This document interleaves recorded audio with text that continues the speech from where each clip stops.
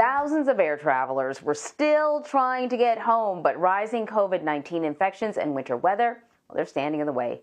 Winter storms in parts of the mid-Atlantic and the Midwest are forcing more flight cancellations this morning. And that weather, paired with staffing shortages amid surging coronavirus cases, left more than 5,000 flights canceled in the U.S. over the weekend. So Errol Barnett is at Reagan National Airport with more on this. I hate to use sort of a cliche, but it really has been a perfect storm of factors to lead us to where we are right now. But the airline industry, Errol, was kind of trying to get ahead of it. The airline industry wanted to see the CDC shorten the quarantine guidelines, and that's exactly what happened. But it didn't seem to make much of a difference, or maybe it did. Anne-Marie, you're exactly right. I mean, I'll also say this is like a terrible trifecta, as you have teed it up. You had peak holiday demand, plus these COVID outbreaks, and now severe weather systems marching through the country.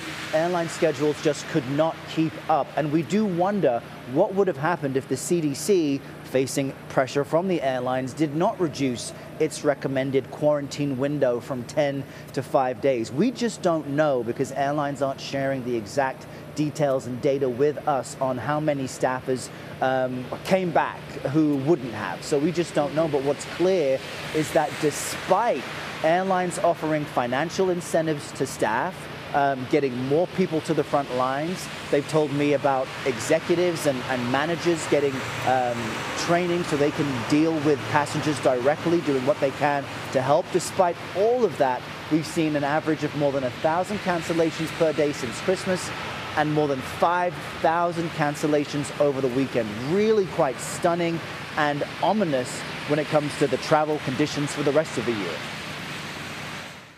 I want to get into sort of the current situation, but, you talked about some people coming back because of the shortened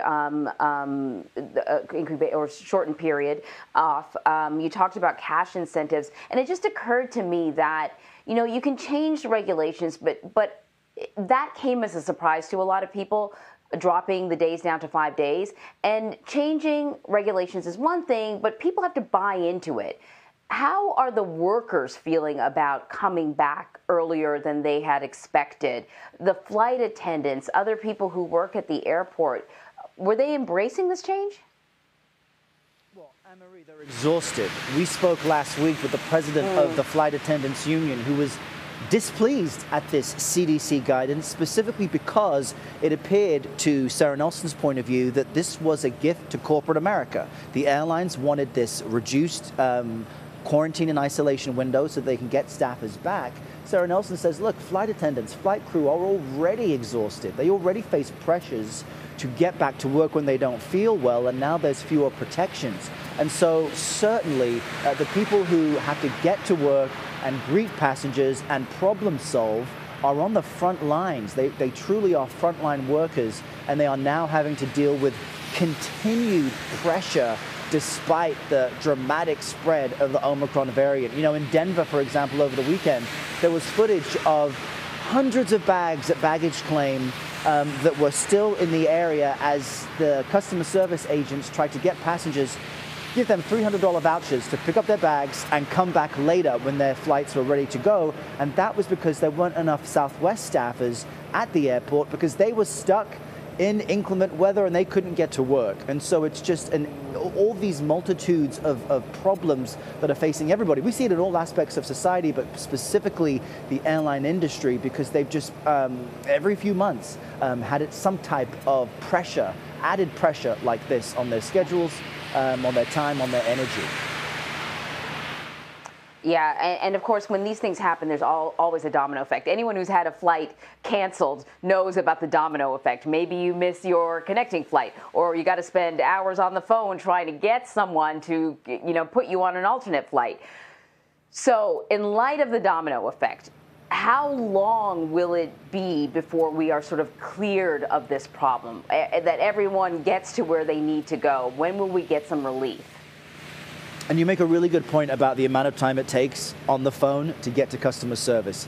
The Southwest customers in Denver were complaining about that, and it seems to be industry-wide. How long until things improve? The one slice of good news here is that we are now past the peak holiday travel demand window. As soon as we get now into this first week of January, you'll see prices come down, you'll see demand come down. Some airlines have reduced their schedules proactively over the next few weeks just to make sure that they can handle any more disruptions, JetBlue among them. But I have to say, if you look back at what we saw during 2020, I can remember, I think there was some 3 or 4 mass cancellation events where airlines, as you mentioned, couldn't get back to speed. That really is now becoming our new normal. And what travel analysts and experts tell me is that as customers, all we can do is try to book flights first thing in the morning. They're the least likely to be canceled. Check the ticket you're purchasing to make sure it's refundable and you can get your money back. If you're buying the cheapest ticket, you are getting what you pay for. And check airline terms and conditions. They are supposed to accommodate you if they do cancel a flight. But unfortunately, Anne-Marie, my gut tells me this very well could be our new travel normal. Oh my goodness, Errol. You did give us some really good tips, though. Thank you so much. You got it. So you can get the latest updates on travel delays from our CBSN local streams. They have news 24/7, and you can get it for free just by downloading the CBS News app.